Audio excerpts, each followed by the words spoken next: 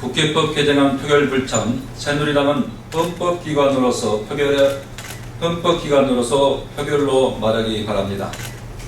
오늘 본회의에서 국회법 개정안이 제2에 붙여집니다. 그러나 새누리당은 표결에 불참하겠다는 무책임한 입장을 계속하고 있습니다. 새누리당은 대통령을 보고 정치를 하고 있는지, 국민을 보고 정치를 하고 있는지 심각하게 묻지 않을 수 없습니다. 새누리당이 제 의결에 임해 헌법적 권한과 책무를 다하라는 것이 국민의 준엄한 명령입니다. 새누리당이 국민을 보고 정치를 하고 있다면 자신들의 입장을 표결을 통해 국민들에게 당당히 밝히는 것이 의회 민주주의와 헌법적 가치를 지키는 길입니다. 대통령은 입법, 사법, 행정의 3부위에 있는 것이 아니며 국회는 행정부를 감시하고 견제해야 할 책무가 있습니다. 새누리당의 대통령의 상권 분립 훼손에 항변조차 못하고 표결조차 못하는 새누리당은 국민을 말하고 민생을 말할 자격이 없습니다. 새누리당의 표결 불참은 헌법이 규정한 헌법기관으로서 본분을 망각한 행태로 헌정사에 지워지지 않는 오점이 될 것입니다. 새누리당은 청와대 여의도 출장소라는 굴종의 부끄러운 민낯을 보이지 말고 더 늦기 전에 국회법 개정안 제1표결에 참석할 것을 촉구합니다. 메르스 환란마저 국고 탕진의 빌미로 삼는 박근혜 정부를 규탄을 합니다. 박근혜 정부가 메르스와 가뭄을 구실로 내년 총선을 대비한 선심성 예산안을 담은 추가 경정 예산안을 들고 왔습니다. 박근혜 정부가 가져온 총 22조 원 규모의 재정 보강안 중 메르스 예산은 2조 5천억 원으로 겨우 11%에 불과합니다.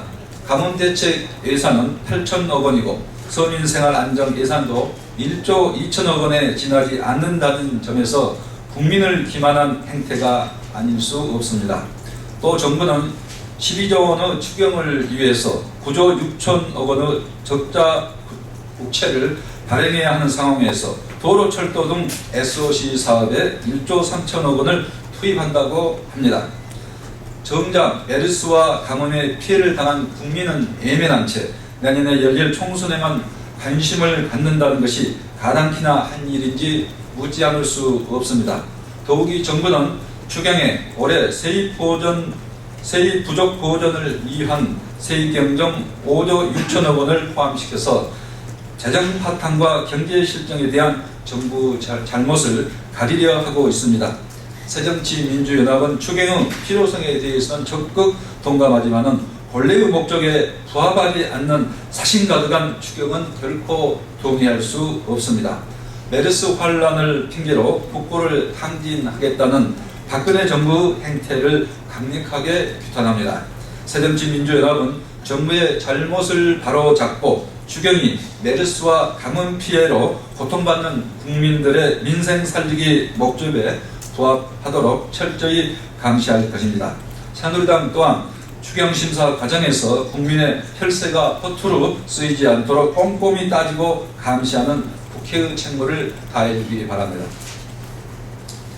일본 세계문화유산 등재 외교부는 강제징용 문구에 자화자찬할 일인지 묻지 않을 수 없습니다. 세계문화유산 이 부분은 다시 하겠습니다. 세계문화유산위원회가 일본 조선인 강제징용시설 세계문화유산 등재를 최종 결정했습니다. 윤병세 외교부 장관은 이와 관련하여 전방위적 외교적 노력이 이뤄낸 값진 성과라고 자평했다고 합니다. 한 나라의 외교부 장관이 가진 상황인식이라고 하기에는 참으로 아니라고 단순합니다. 미국과 중국 사이에 끼어있어 축복이라는 발언으로 논란을 일으킨 바 있는 윤 장관의 상황인식에 전혀 달라진 것이 없는 듯합니다. 비록 일본 정부가 반대한 강제징용 사실을 명시하는 쪽으로 합의했다고는 하지만 이는 뒤늦은 타협으로 기쁘게 지나지 않습니다. 게다가 강제징용 명기가 현실화되기까지 아직 가야 할 길이 멀고 일본이 세계유산 등재 후속 조치로 약속을 이행할지도 의구심이 듭니다. 실제로 세계문화유산 등재가 결정되자마자 일본 외무상은 조선인 강제노동 인정한 것 아니다라고 주장하고 있습니다. 애초에 일본이 강제징용 시설의 세계문화유산 등재 논의조차 이루어질 수 없게 외교당국이 적극적으로 대응했더라면 오늘의 상황까지 오지 않았을 것입니다. 뒤늦은 수습을 위해서 부족이 따를 수밖에 없는 것을 마치 외교적 성과인 듯 과대 포장하는 외교부 장관은 아니란 상황 인식에 놀라움을 금할 길이 없습니다.